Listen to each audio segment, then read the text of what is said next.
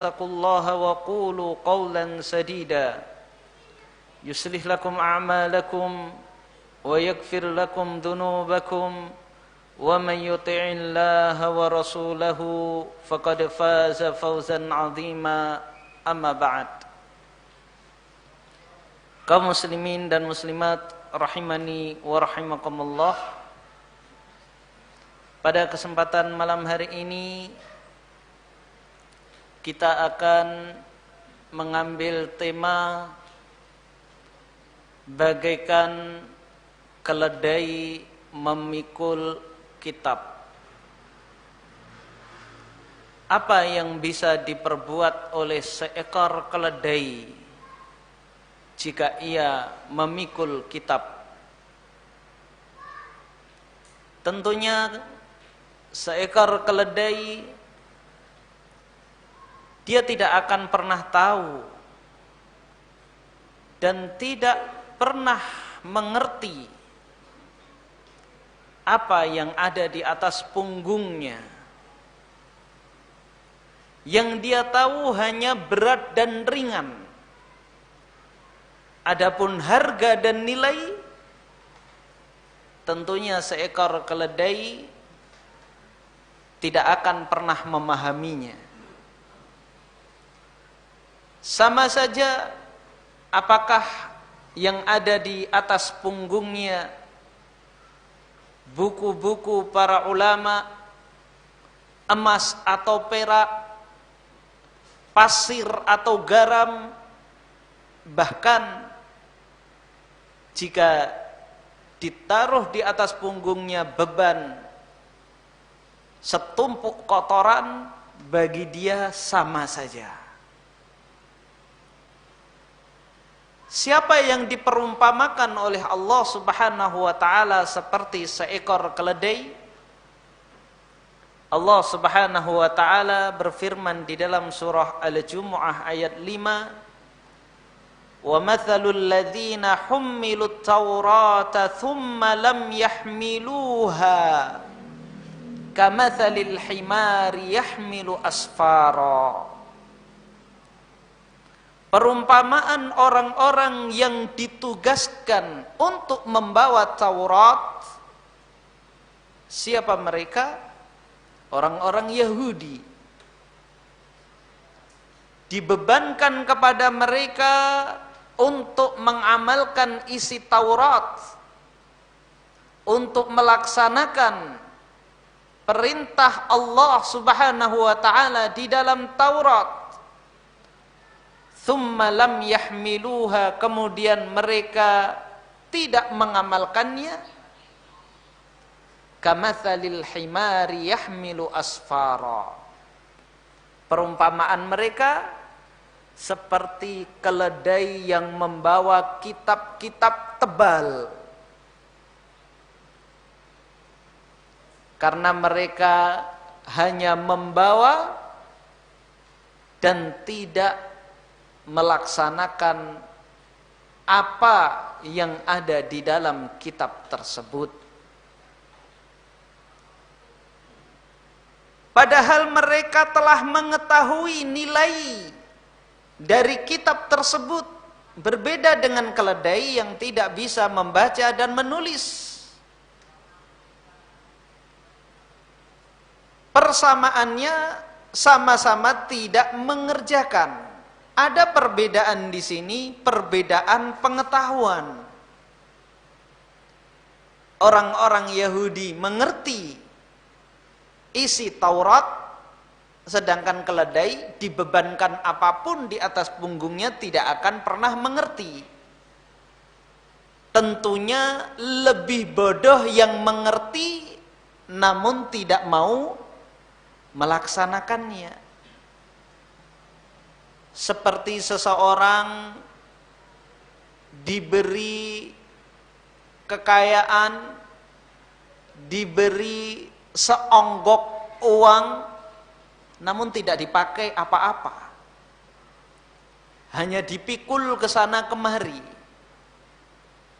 Tentunya ini lebih bodoh dari keledai.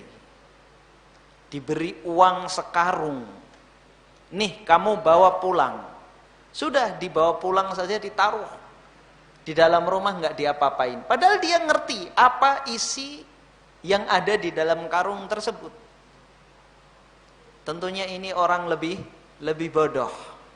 Lebih bodoh dari orang bodoh. Kalau keledai itu bodoh saja.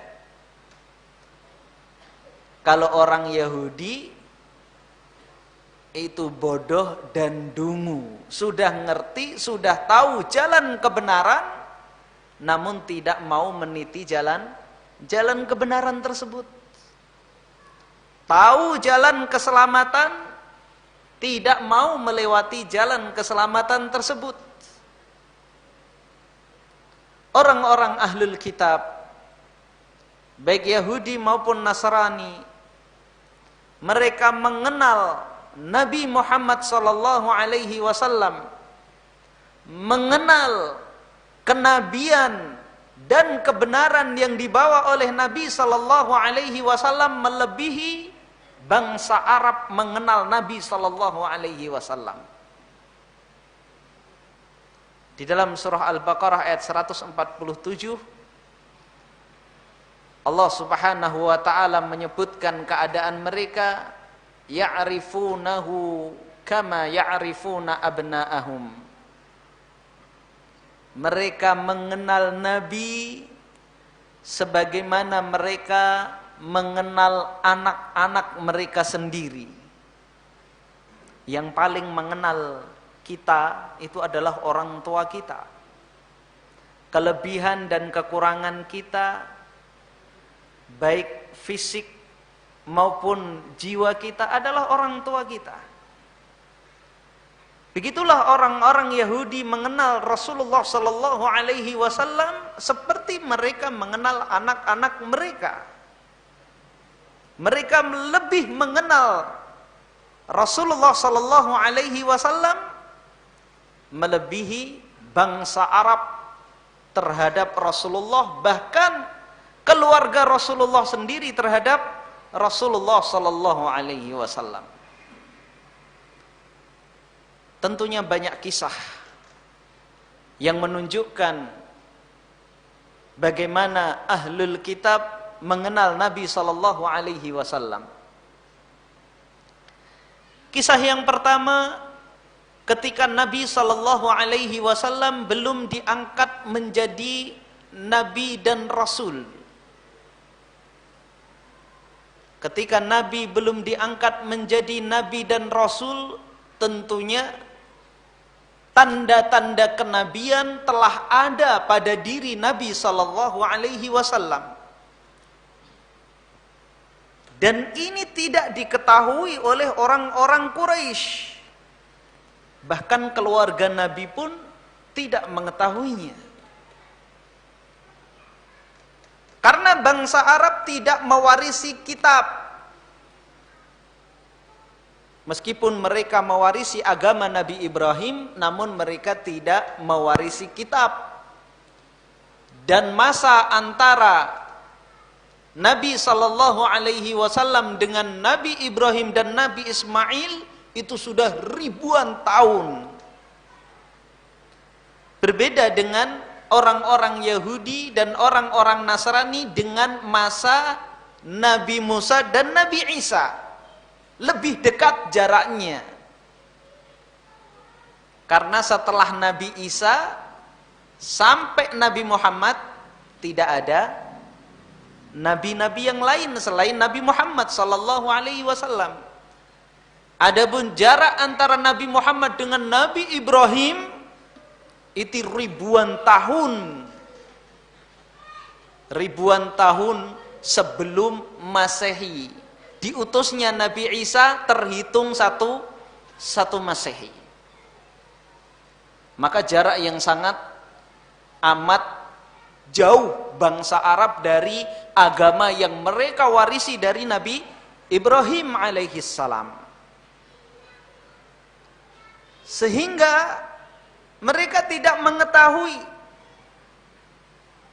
keberadaan agama ahlul kitab Yahudi dan Nasrani, meskipun sudah menyimpang saat itu lebih baik daripada agama orang-orang Quraisy. Termasuk perkara kenabian. Di dalam Taurat dan Injil disebutkan tentang kenabian akhir zaman. Dan ini diketahui oleh ahlul kitab dan tidak diketahui oleh bangsa Arab. Ketika Nabi Shallallahu Alaihi Wasallam masih muda, pamannya Abu Talib mengajak Nabi Shallallahu Alaihi Wasallam berdagang ke negeri Syam. Mereka melewati daerah yang bernama Buhairah. Di daerah tersebut hidup seorang rahib agama Nasrani yang tidak pernah keluar dari biaranya, terus menerus beribadah, menghabiskan usianya untuk beribadah di dalam biara. Ketika rombongan Nabi Shallallahu Alaihi Wasallam lewat di daerah tersebut, maka rahib Buhairah melihat tanda-tanda alam yang berubah, yang dia mengetahui dari kitab yang dia baca, bahwa tidak ada kejadian seperti itu kecuali ada seorang nabi atau bakal nabi yang lewat. Maka dia pun menyuruh pelayannya untuk mencari tahu siapa yang sedang lewat. Maka pelayannya keluar mencari-cari siapa gerangan yang sedang lewat di daerahnya. Maka dia menjumpai serombongan kafilah dagang Quraisy. Ia pun kembali menghadap ke Buhairah, melaporkan hasil pencariannya. Maka Buhairah pun mengatakan kepada pelayannya ini, undang mereka, aku akan jamu mereka. Maka pelayannya pun pergi mengundang kafilah dagang Quraisy ini. Ketika mendapat undangan tersebut, mereka pun terkejut. Seorang rahib Nasrani yang orang beragama Nasrani saja sulit untuk menemuinya, mereka diundang. Suatu penghormatan. Maka mereka merasa ini adalah suatu kehormatan. Mereka pun memenuhi undangan Buhairah dan meninggalkan Nabi Shallallahu Alaihi Wasallam menjaga barang-barang mereka. Kenapa mereka meninggalkan Nabi Shallallahu Alaihi Wasallam? Karena menganggap Nabi masih muda belia. Yang mengundang adalah pemuka agama, seorang pembesar yang disegani oleh kaumnya. Mereka khawatir kalau membawa Nabi yang masih belia, Buhairah tersinggung. Karena ini undangan kehormatan. Umatnya saja tidak sembarangan menghadap dia. Maka mereka, orang-orang Quraisy, tidak membawa Nabi Shallallahu Alaihi Wasallam, khawatir Buhairah tersinggung.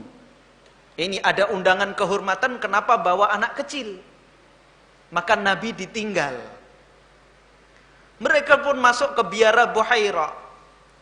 Ketika mereka semuanya sudah masuk, Buhairah menatap wajah-wajah pembesar Quraisy, saudagar-saudagar Quraisy satu persatu. Tidak ada yang dia cari. Dia tidak menemukan tanda orang yang dia cari.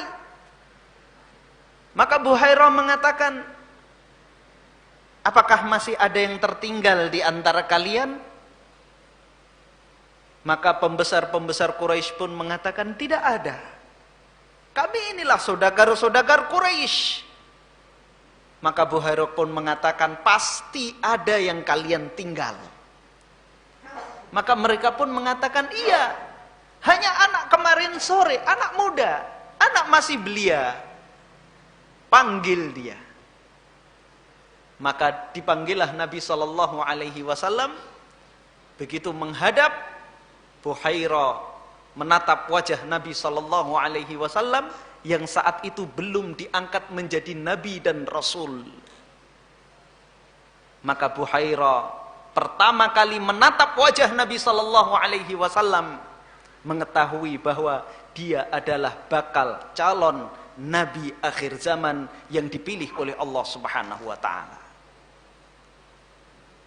Kisah yang kedua, ketika Nabi SAW pertama kali mendapatkan wahyu dari malaikat Jibril alaihi salam di Gua Hira. Nabi SAW turun dari gunung menemui istrinya, dathiruni, dathiruni, selimutilah aku, selimutilah aku. Maka Khadijah pun menyelimuti Nabi SAW dengan tenangnya. Lihat bagaimana Khadijah radhiyallahu anha ketika mendapati Nabi SAW dalam keadaan panik, dia tetap tenang dan menenangkan suaminya. Pasti ini adalah sosok wanita yang langka. Jangankan kita dalam keadaan panik, raut muka kita berubah, kita masuk rumah pasti sudah diinterogasi habis-habisan. Nabi SAW melihat sosok makhluk yang besar, malaikat Jibril, menyampaikan wahyu, makhluk yang pertama kali dilihat oleh Nabi SAW. Nabi SAW bercucuran keringat dingin, gemetar masuk ke dalam rumah. Khadijah menghadapinya dalam keadaan tenang. Bagaimana sosok wanita ini bisa mengendalikan emosionalnya. Kemudian kita lihat bagaimana kecerdasan Khadijah radhiyallahu anha. Ditenangkan Nabi SAW. Jangan engkau khawatir, sungguh Rabbmu tidak akan menyanyiakanmu, karena engkau senantiasa menyambung tali silaturahim. Setelah Nabi SAW tenang, maka Khadijah pun tahu siapa yang paling mengetahui perkara Nabi SAW ini. Maka dia pun menemui pamannya yang juga ahlul kitab, yang bernama Waraqah bin Naufal. Dia ajak Nabi SAW menghadap pamannya Waraqah bin Naufal. Maka Waraqah bin Naufal seketika itu pun tahu bahwa yang datang kepada Nabi SAW adalah makhluk yang sama yang datang kepada Nabi Musa alaihissalam. Kisah yang ketiga, kisah yang sahih yang diriwayatkan oleh Salman Al-Farisi radhiyallahu an. Salman Al-Farisi adalah salah seorang sahabat yang dahulunya beragama Majusi dari negeri Persia. Salman adalah anak pingitan, tidak banyak keluar rumah. Seorang putra bangsawan yang dimanja, kebutuhan apapun dilayani. Fasilitas kemewahan dunia dia miliki, pelayan-pelayan yang banyak, tidak kekurangan sedikit apapun. Suatu ketika ada rombongan kafilah Nasrani melewati negerinya. Karena umat Nasrani ini juga umat dakwah. Jadi umat dakwah dari agama samawi itu adalah umat Islam dan umat Nasrani. Maka agamanya terbesar, terbanyak di seluruh dunia. Berbeda dengan agama Yahudi. Mereka tidak mendakwahkan agama Yahudi. Mereka merasa bahwa Yahudi ini agama spesial untuk Bani Israel saja. Mereka menganggap selain Bani Israel tidak pantas menyandang agama Yahudi. Maka jumlah mereka sedikit, berbeda dengan agama Islam dan agama Nasrani. Dan Bani Israel, orang-orang Yahudi itu lebih sombong daripada orang-orang Nasrani. Maka sahabat yang dahulunya Nasrani itu lebih banyak daripada yang dahulunya Yahudi. Karena kesombongan itulah yang menutup mata hati mereka. Kembali ke kisah Salman. Ketika Salman keluar rumah mendapati rombongan tersebut dan dia ikut mendengar Injil yang dibaca oleh pendeta Nasrani. Maka dia pun berkata dalam hati, agama ini lebih baik dari agamaku.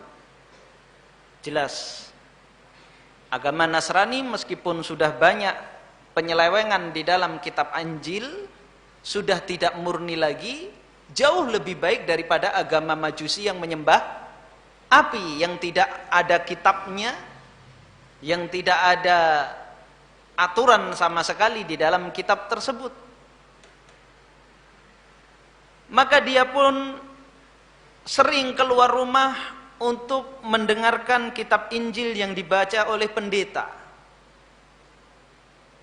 Karena ketidakbiasaannya dia sering keluar rumah, ditanya oleh ayahnya, kemana dia pergi. Ketika ayahnya tahu dia bermajlis dengan halaqah orang-orang Nasrani, ayahnya pun murka, marah,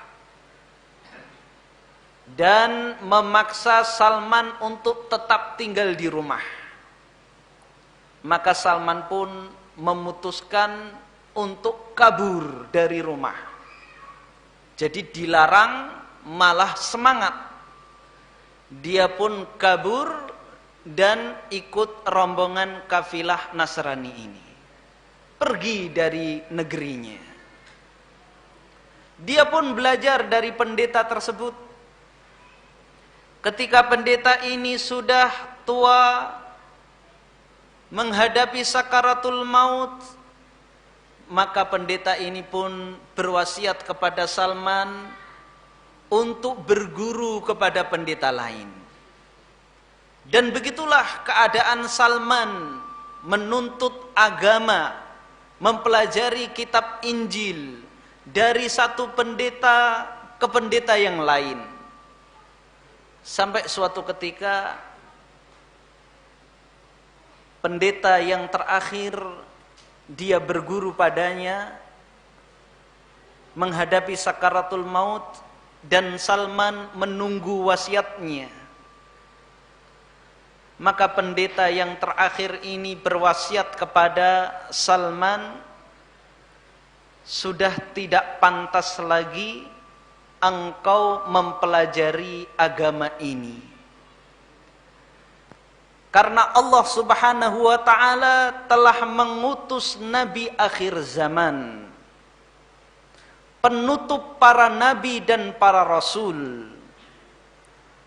Dengan diutusnya agamanya, maka sudah tidak berlaku lagi, habis masa berlaku agama Yahudi dan agama Nasrani. Pergilah ke negeri Yathrib. Di sanalah Nabi baru itu diutus oleh Allah Subhanahu wa ta'ala. Yathrib tiada lain adalah Madinah, sebelum hijrahnya Nabi sallallahu alaihi wasallam ke daerah tersebut. Ketika pendeta ini berwasiat kepada Salman, Nabi sallallahu alaihi wasallam masih berada di Mekah. Nabi sallallahu alaihi wasallam masih berada di Mekah. Jadi begitu detailnya ilmu kenabian yang ada di dalam kitab Taurat dan Injil pada perjanjian lama dan perjanjian baru tentang kriteria-kriteria sifat-sifat yang ada pada diri Nabi. Kemudian masa kapan diutusnya Nabi sallallahu alaihi wasallam dan di daerah mana Nabi sallallahu alaihi wasallam diutus. Bangsa Arab tidak tahu, orang-orang Quraisy tidak tahu, bahkan keluarga Nabi tidak tahu. Pemuka-pemuka ahlul kitab mengetahuinya. Maka Salman pun mencari-cari rombongan yang hendak menuju Yathrib, karena dia tidak tahu jalan. Dia anak pingitan. Dan saat itu yang banyak menuju Yathrib adalah kafilah-kafilah Yahudi. Bahkan mereka sudah menempati Yathrib ratusan tahun sebelum diutusnya Nabi sallallahu alaihi wasallam, sebelum lahirnya Nabi sallallahu alaihi wasallam. Kenapa mereka jauh-jauh dari negeri Syam, meninggalkan negeri mereka menuju Yathrib? Karena tersebutkan di dalam kitab mereka ciri-ciri daerah di mana Allah Subhanahu wa taala memilih dan mengutus nabi akhir zaman. Dan mereka berharap kelak nabi yang akan diutus oleh Allah Subhanahu wa taala adalah dari anak keturunan mereka. Dan mereka senantiasa sesumbar kepada bangsa Arab Madinah, kepada suku Aus dan Khazraj.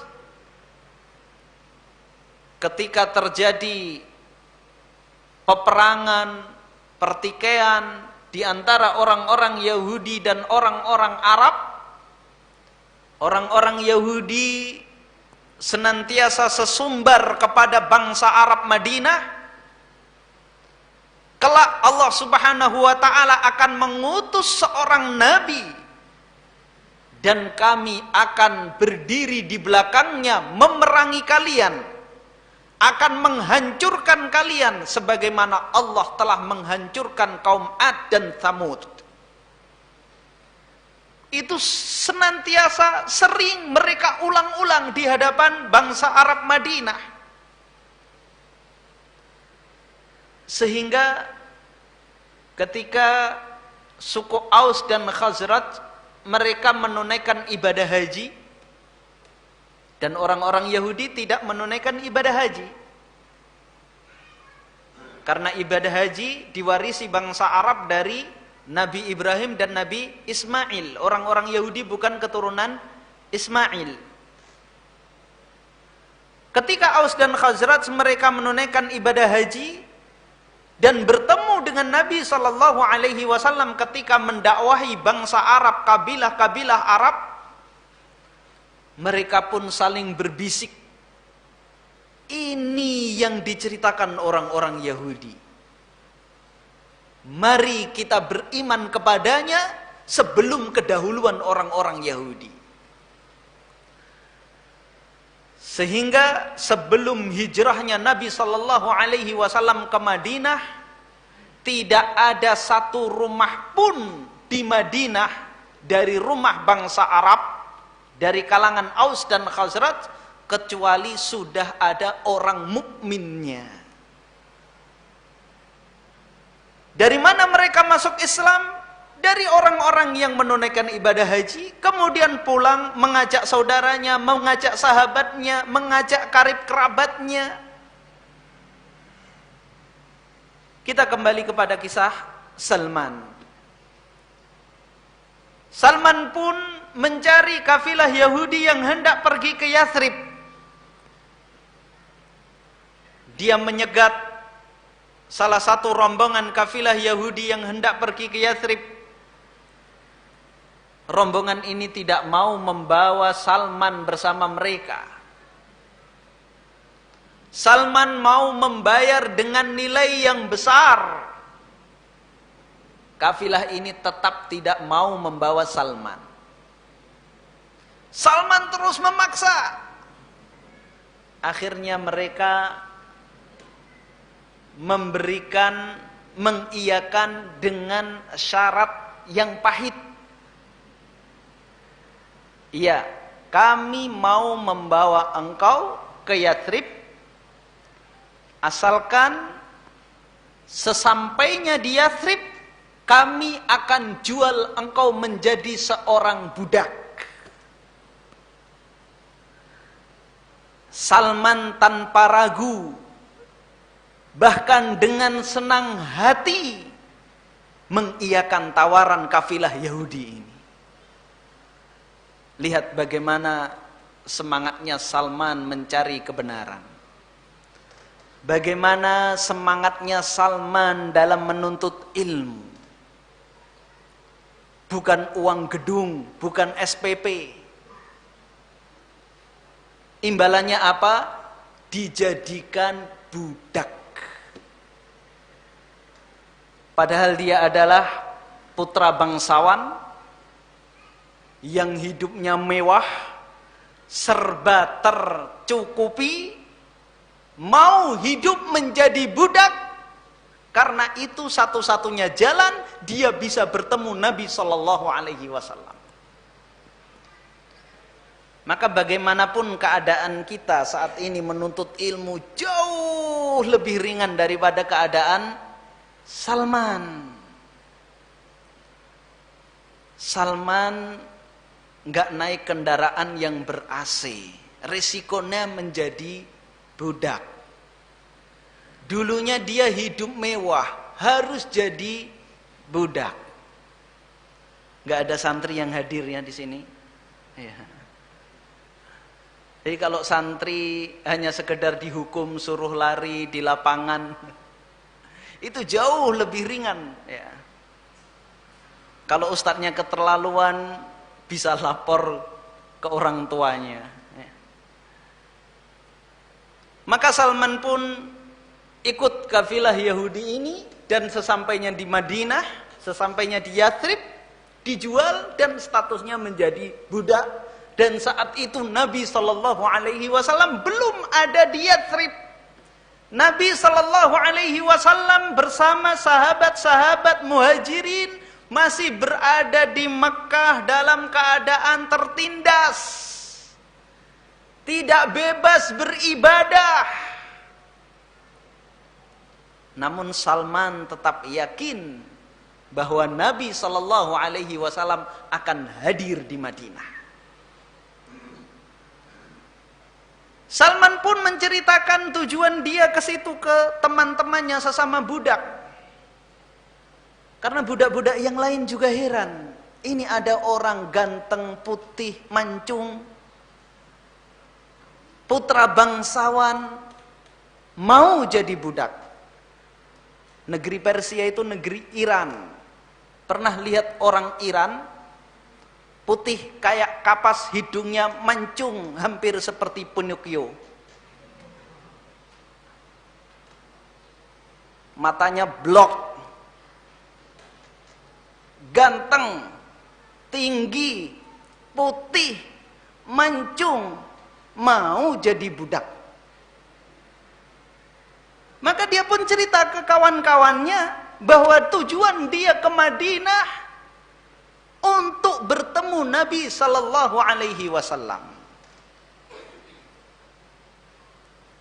Maka ketika Nabi Sallallahu Alaihi Wasallam datang ke Madinah, dan Salman saat itu sedang bekerja, sedang manjat pohon kurma, kerja sama tuannya. Kawannya yang tahu kedatangan Nabi sallallahu alaihi wasallam, maka dia pun lari memanggil besaman, "Salman, Salman, orang yang engkau tunggu-tunggu telah datang." Maka begitu mendengar suara kawannya ini, Salman pun lompat dari pohon dan lari. Tuannya memanggil, "Salman, Salman, kemana engkau?" Tidak dihiraukan. Lari dia untuk menemui Nabi sallallahu alaihi wasallam yang saat itu sedang duduk-duduk bersama sahabat-sahabatnya. Dan oleh gurunya yang terakhir, pendeta Nasrani yang ia berguru padanya, Salman diberi bekal untuk membuktikan, untuk mengetes apakah yang dia temui itu nabi atau bukan. Yang pertama, Nabi tidak menerima sedekah. Yang kedua, Nabi menerima hadiah. Dan ketiga, ada tanda di fisik Nabi sallallahu alaihi wasallam, di punggung Nabi sallallahu alaihi wasallam ada tanda kenabian. Ketika Salman menghadap Nabi sallallahu alaihi wasallam, Salman membawa sekeranjang buah kurma. Salman pun mengatakan kepada Nabi sallallahu alaihi wasallam, "Ini adalah sedekah." Maka Nabi mengangkat keranjang tersebut dan membagikan kurma tersebut ke fakir miskin dari sahabat-sahabat Muhajirin dan Ansor. Nabi tidak makan satu butir pun. Maka Salman pun pulang. Bukti pertama sudah dia dapatkan. Besoknya Salman datang lagi membawa sekeranjang kurma, mengatakan ini adalah hadiah. Maka Nabi sallallahu alaihi wasallam mengambil sebagian dan sebagian dibagi-bagikan ke sahabatnya, mereka makan sama-sama. Kemudian Salman berdiri hendak melihat tanda kenabian yang berada di punggung Nabi sallallahu alaihi wasallam. Dan Nabi sallallahu alaihi wasallam pun mengerti maksud Salman tanpa Salman berbicara. Tanpa Salman mengutarakan isi hatinya, Nabi sallallahu alaihi wasallam membuka punggungnya dan Salman melihat tanda kenabian yang ada di punggung Nabi sallallahu alaihi wasallam. Maka ketika itu Salman menyatakan masuk Islam di hadapan Nabi sallallahu alaihi wasallam. Kisah yang ketiga. Ketika Nabi sallallahu alaihi wasallam masih berada di Makkah, orang-orang Quraisy bingung, galau dengan isi dakwah Nabi sallallahu alaihi wasallam. Sudah masuk waktu Isya belum? Sudah. Iya, silakan adzan dulu.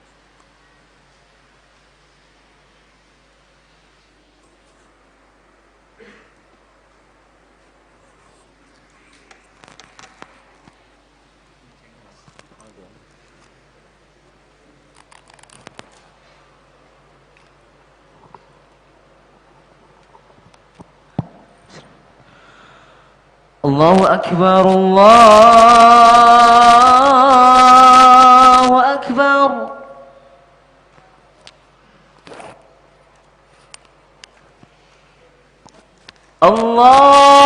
Allahu Akbar,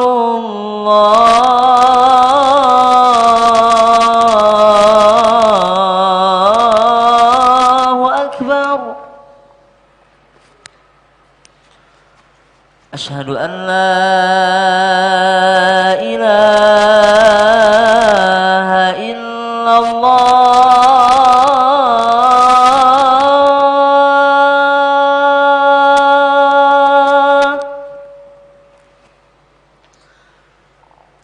Asyhadu an la ilaha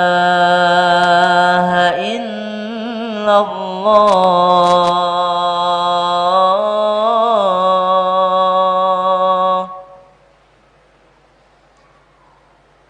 أشهد أن محمدا رسول الله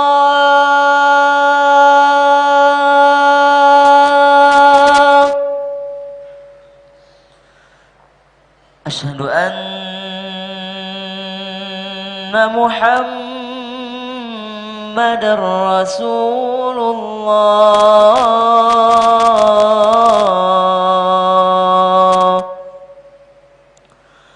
حي على الصلاة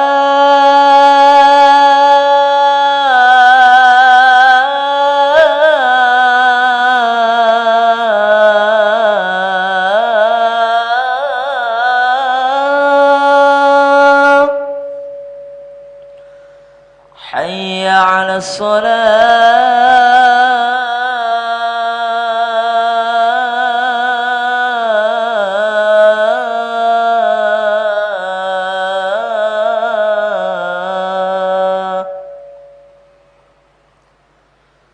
حي على الفلاح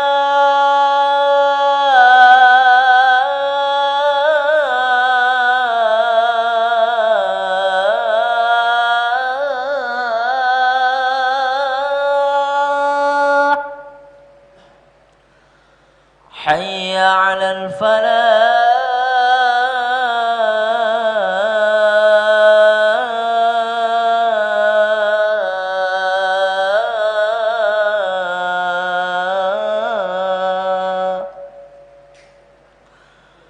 الله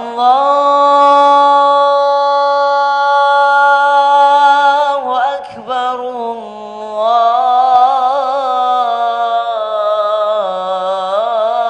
الله أكبر لا إله إلا الله.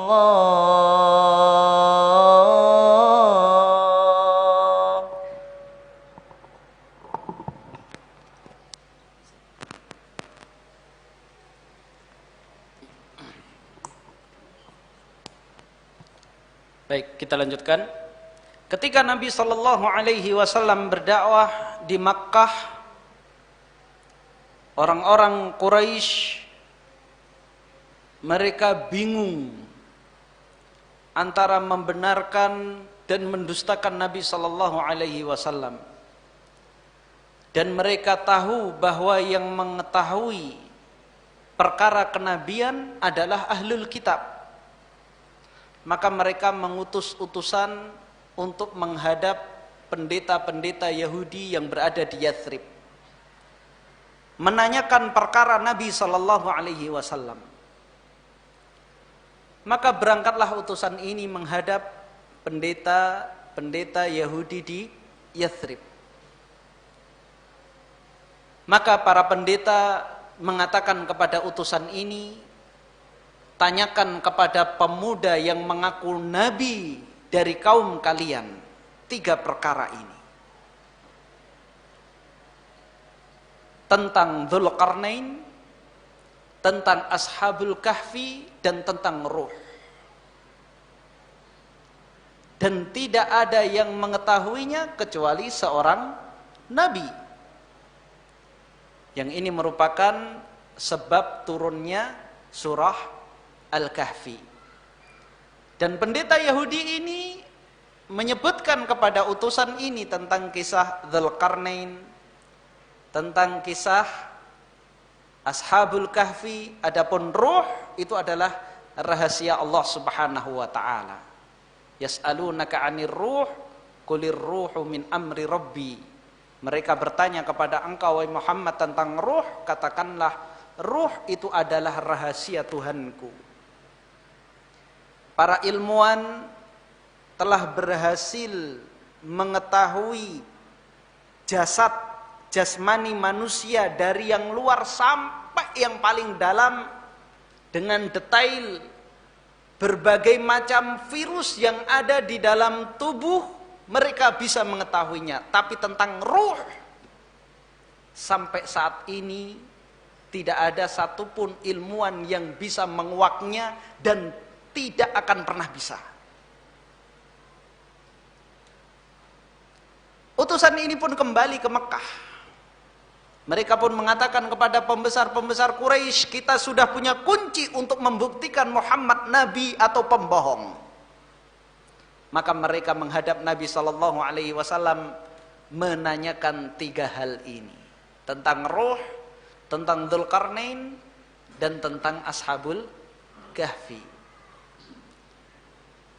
Karena kisah Ashabul Kahfi, kejadian Ashabul Kahfi dan Dzulqarnain di zaman yang jauh dan tempat yang jauh, maka kalau bisa menjawab, dia memang benar-benar Nabi. Apalagi Nabi Muhammad SAW ya,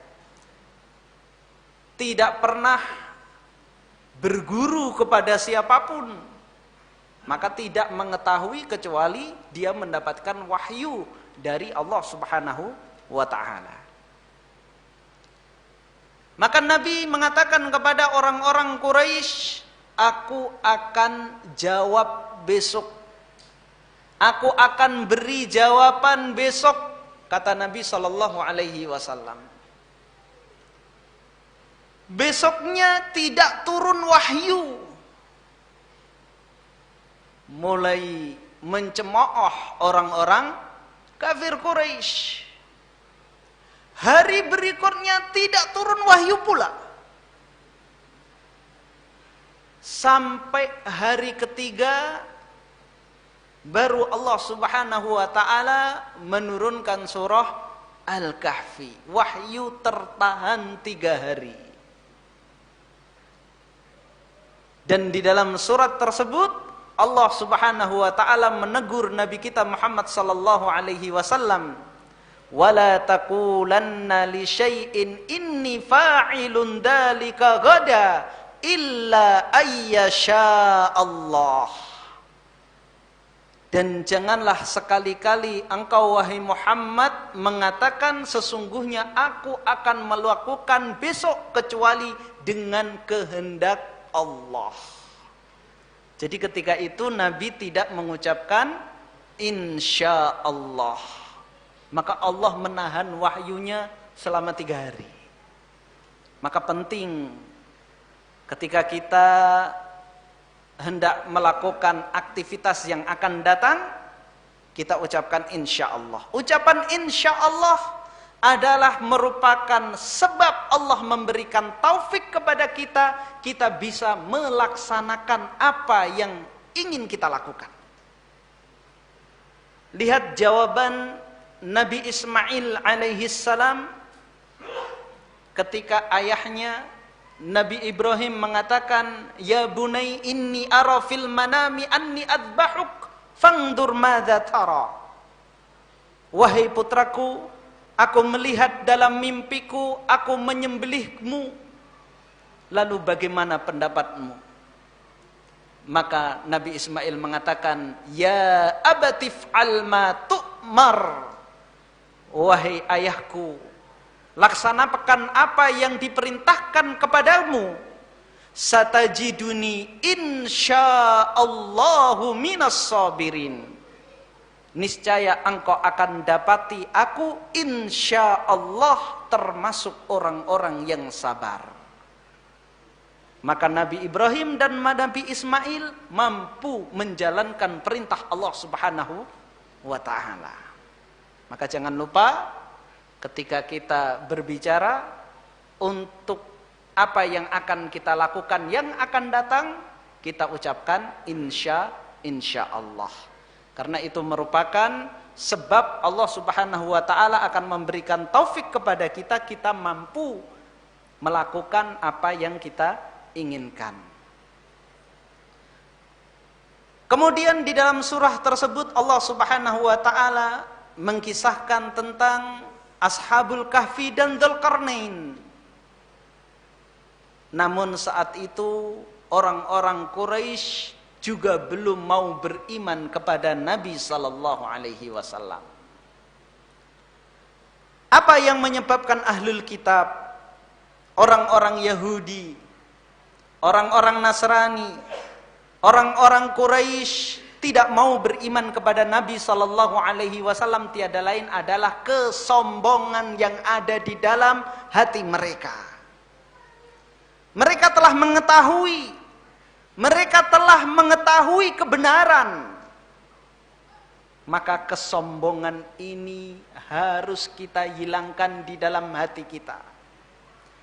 Kesombongan inilah yang menyebabkan iblis tidak tunduk dan patuh pada perintah Allah Subhanahu wa taala. Padahal iblis tahu benar, hakul yakin. Iblis itu melihat bagaimana Allah menciptakan Nabi Adam. Iblis tahu benar pencipta alam semesta itu hanya Allah.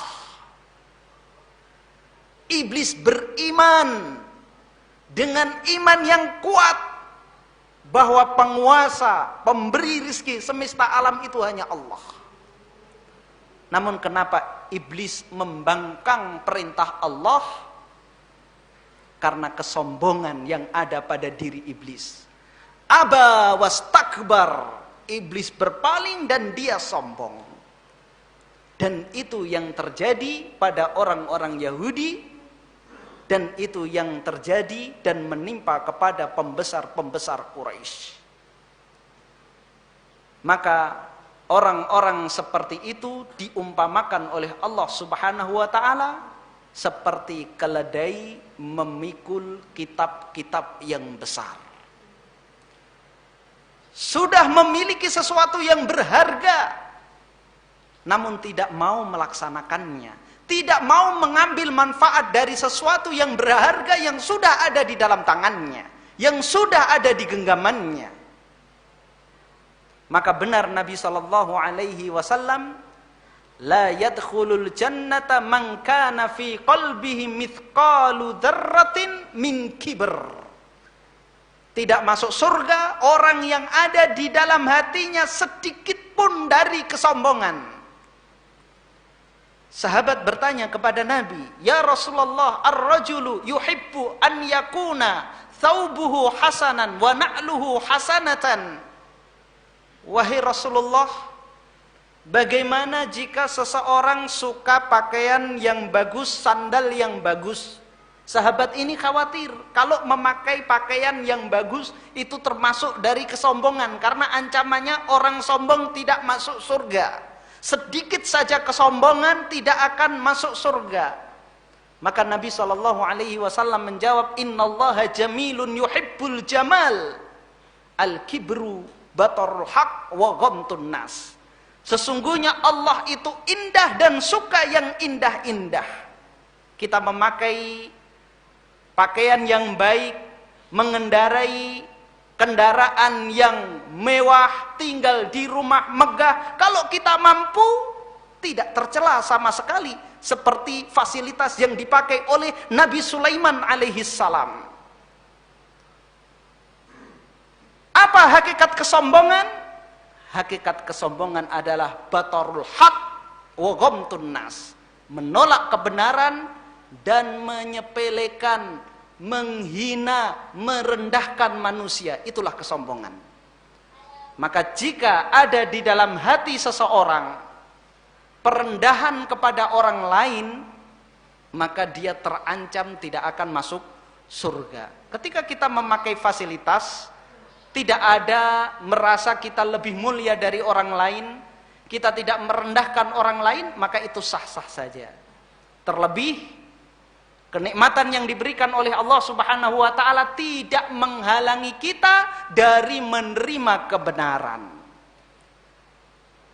Kalau sampai nikmat ini menghalangi kita menerima kebenaran, maka sama nasib kita seperti Fir'aun, Namrud, kaum Ad dan Tsamud. Mereka diberi kenikmatan yang melimpah oleh Allah Subhanahu wa taala, namun kenikmatan tersebut membawa mereka kepada kesombongan. Allah Subhanahu wa taala mengaruniakan ilmu yang luas kepada orang-orang Yahudi, ilmu kenabian. Namun justru dengan ilmunya tersebut menghalangi mereka dari menerima kebenaran yang dibawa oleh Nabi sallallahu alaihi wasallam.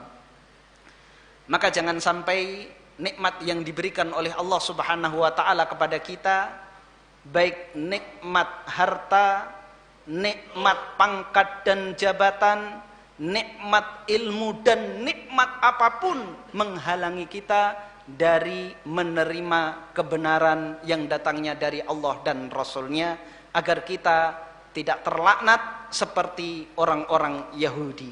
Demikian yang bisa kami sampaikan pada kesempatan malam hari ini. Subhanakallahumma bihamdika asyhadu an la ilaha illa anta astaghfiruka wa atubu ilaik. Assalamualaikum warahmatullahi wabarakatuh.